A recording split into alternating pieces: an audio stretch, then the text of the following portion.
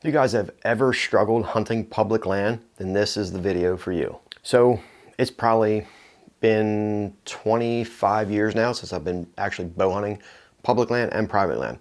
When I first started into bow hunting, deer hunting in general, I spent a lot of my time hunting public land. As those years went on, I transitioned to more of a private land setting, but then over the past 5 years, I really got back into public land because there's so many opportunities out there that you can find and have within public land hunting. We're going to go over some tips to where it can help you find daylight bucks on public hunting land, because searching the internet, Facebook and groups and forums and things, people struggle hunting public land because there's a lot of people. You can't control what the other people are doing. They're pressuring the deer move into different areas, and it's hard to hunt them in general because of all the hunting pressure around. So number one is obviously you have to get into those areas where other hunters aren't willing to go. And if you remember years and years ago, the VHS tapes of Roger Ragland, he would talk about this, getting back into areas away from other hunters in general. I'm not saying this across the board, but in general, hunters are lazy. They want to hunt close to the parking lots, easy access to get to. It's not much of a struggle, and I get that. Sometimes you have to. You're injured, older deer hunters.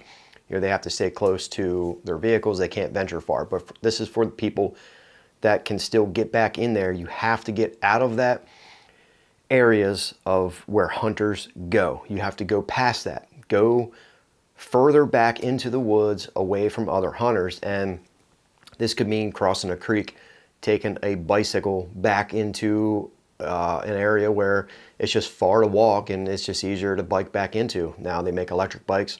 This past year I actually built an electric bike, and that was a better decision than actually buying one. It cost me about a quarter of the cost of what an actual hunting bike would cost. I actually built one, and I've used that a few times this year so far. But even like a pedal bike, you can build a rack for the rear of it, put your stand on, you can make a bow rack, whatever you need to, but use that bicycle to ride down the road and then cut into trails, different areas, and just get back away from other hunters.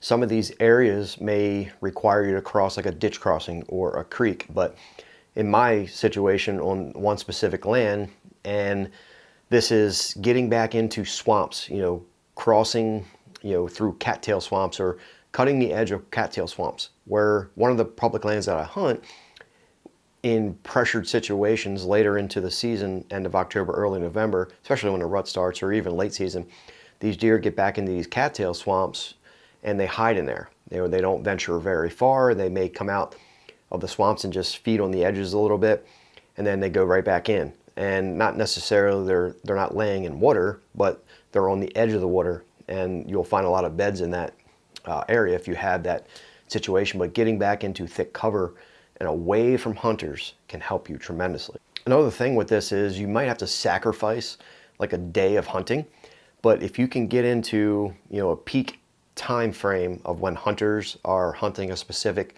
public land and just cruise around, get there like a half hour or an hour after you would typically walk into hunting, and just drive the roads, figure out where those hotspots are, hotspot parking lots where most hunters are parked. Then you know what areas within that public land are the hotspots, and you can go elsewhere. Go further down a road or find an area that doesn't necessarily look good, but at least that that there's less cars there, so you can get in there and scout. And a lot of times those areas are overlooked by other hunters, because what I've found is that if an area is crowded with parking, if there's a lot of hunters there, that's where the next hunter is going to go. That's where the next hunter is going to go, because in their mind, they think there's a lot of cars there. This must be a popular spot, must be a lot of deer there, so let's park here as well.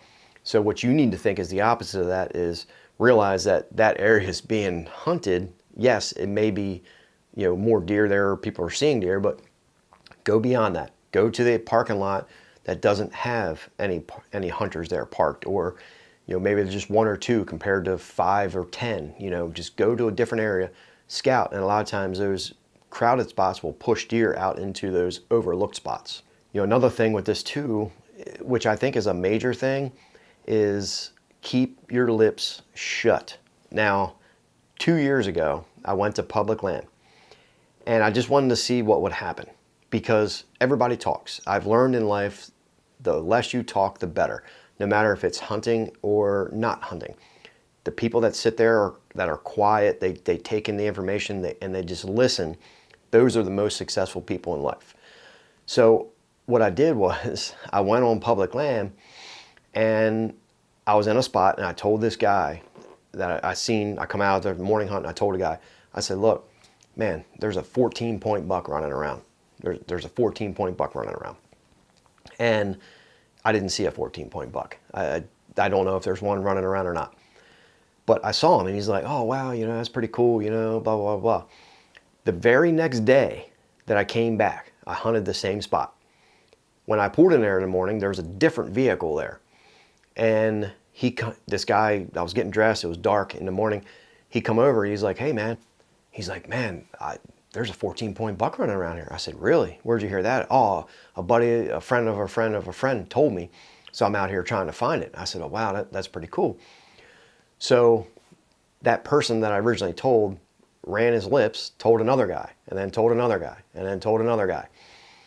So then I hunted the morning hunt, I come back out. There was like 5 cars in that parking lot when generally there's only like 1 or 2. So when I get there, there's a lot of guys sitting in the parking lot and everybody's talking about this 14-point buck. So if you see a big buck, don't tell anybody, keep it private because nothing spreads faster than a big buck. Main reason is people don't want to spend the time, you know, trying to find one on their own. They want somebody else to tell them where to go. You know, they're all coming to me, hey man, there's a 14-point buck running around here. You got to get in there. You know, a friend of a friend of a friend of a friend told me. Don't do that. If you want to do that, that's fine. But don't complain that your hunting area, you know, that you're generally see 1 or 2, 3 people, all of a sudden that's 10 or 15 people. Because nothing spreads faster than a big buck. Keep your lips shut if you don't want that spot to get overcrowded or get more people in there. It's just not a good idea. If you want to tell your best friend, you know, that you're comfortable with, that's fine. But in general, people, hunters, they like to talk and tell stories and things like that, and that's perfectly fine if you're into that situation where you want to make new friends or you just like to socialize. But then just don't get upset and complain online that your parking lot that you generally go to is overcrowded. It's because you ran your lips. And when I was like 14 years old, I remember, you know, this spot I was hunting on public land, bow hunting, and we came back to the parking lot and there was a guy there and he's like, hey man, you know, you seen any? I'm like, yeah, man, I saw all kinds of deer. You got to go all the way back this trail to the left, down this ridge, blah, blah, blah, blah. Never saw anybody back there. The very next day I went back in there, he was in there with like 2 other buddies. So rumors spread, you have to be quiet. Don't trust anybody when it comes to that if you don't want your areas overcrowded. Another thing obviously can help you is trail cameras. If you know the area that you're hunting is allowed to use trail cameras, put one out. Don't get upset and be patient if you're not seeing any right away. I have one particular spot on public land that doesn't come to life until about the 28th, 29th, maybe 31st of October. All of a sudden you start seeing a lot of bucks in there, a lot of bucks chasing does. So that particular area comes to life during the rut. So if you put a camera out in, you know, September and you're not seeing nothing, give it time. Let the camera do your scouting for you and then use that data for the following season. Realize that, okay, this particular spot doesn't really come to life until the last week of October. Could be even December, could be November, could be September. There's a lot of deer in there. But use that data for the following season.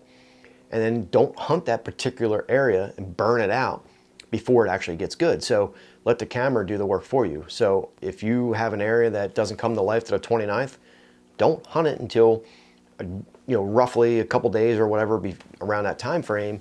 And then you're actually starting to see pictures that, you know, on your cell cams. You know, let it, all of a sudden you see a buck coming in there and he's daylighting. Okay, get a good wind, wait for a good day, get in there and then hunt it. Don't burn those areas out.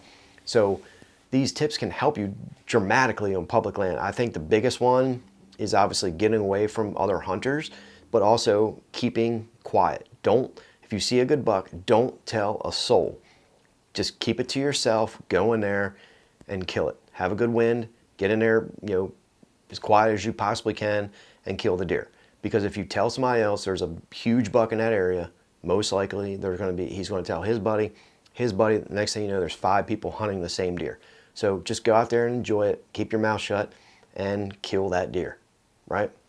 I hope these tips helped, guys. If you want more rut information, because it's not that far away, give this video a watch right here. It's going to dramatically help you out.